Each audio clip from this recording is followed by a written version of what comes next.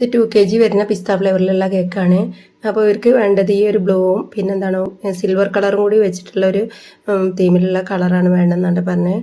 അപ്പോൾ സ്റ്റെൻസിൽ വർക്കാണ് ചെയ്യണത്. അപ്പോൾ നമ്മളിങ്ങനെ ചെയ്യുന്ന സമയത്ത് കേക്ക് നല്ലോണം സെറ്റായതിൻ്റെ ശേഷം ഫ്രിഡ്ജിൽ വെച്ച് സെറ്റായതിൻ്റെ തലേന്ന് തന്നെ വെച്ചിട്ട് ക്രീമൊക്കെ സെറ്റാക്കിയിട്ട് സെറ്റായതിൻ്റെ ശേഷം പിറ്റേന്ന് ഇതുപോലെ സ്റ്റെൻസിൽ ചെയ്യണം കേട്ടോ നല്ലത്. ഞാനിത് പെട്ടെന്ന് കൊടുത്തതായതുകൊണ്ട് എന്ത് ചെയ്ത് പിന്നെ ഫ്രീസറിൽ വെച്ചിട്ട് ഒന്ന് സെറ്റാക്കി 1 മണിക്കൂർ 1.5 മണിക്കൂർ സെറ്റാക്കി പുറത്തെടുത്തിട്ട് ഇതുപോലെ സ്റ്റെൻസിൽ ചെയ്തതാണ് കേട്ടോ. അപ്പോൾ ഇങ്ങനെ ചെയ്ത് വെച്ച് കുഴപ്പമില്ല. പക്ഷേ ഇതിനേക്കാളും നല്ല ഫിനിഷായിട്ട് കിട്ടുക തലേന്ന് സെറ്റാക്കി വെക്കുകയാണെങ്കിലാണ് ടൈമൊക്കെ ഉണ്ടെങ്കിൽ കേട്ടോ.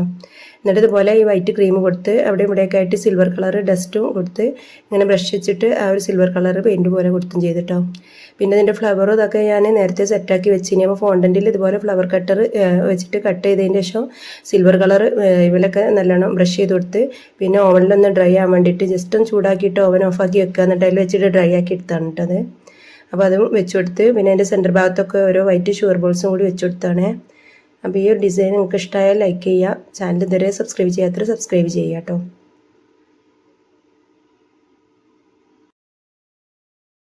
ഈ കേക്കിൻ്റെ അടിഭാഗത്തായിട്ട് സിൽവർ കളറിലുള്ള ലേസും കൂടി ഇതുപോലെ ഒരു റൗണ്ടിലായിട്ട് കൊടുത്തിട്ടുണ്ട്. പിന്നെ സിൽവർ കളറിലുള്ള ടോപ്പറും കൂടി കൊടുത്തിട്ടുണ്ട് കേട്ടോ. ഹാപ്പി ബർത്ത്ഡേ ഉള്ള ടോപ്പറും കൂടി കൊടുത്തിന്. അപ്പോൾ ഇത് 2 kg വരുന്നുള്ള കേക്കാണ് കേട്ടോ. പിന്നെ സൈഡ് ഭാഗമൊക്കെ പിന്നെ ഒരു ടിഷ്യൂ വെച്ച് ഒന്ന് ക്ലീൻ ആക്കി കൊടുത്തും ചെയ്തിരുന്നു കേട്ടോ. ഇതാണ് ഇതിൻ്റെ ഫൈനൽ ലുക്ക്. അപ്പോൾ നിങ്ങൾക്ക് ഇഷ്ടമായോ ഇല്ലയെന്ന് നിങ്ങൾ കമൻറ്റായിട്ട് അറിയിക്കുക.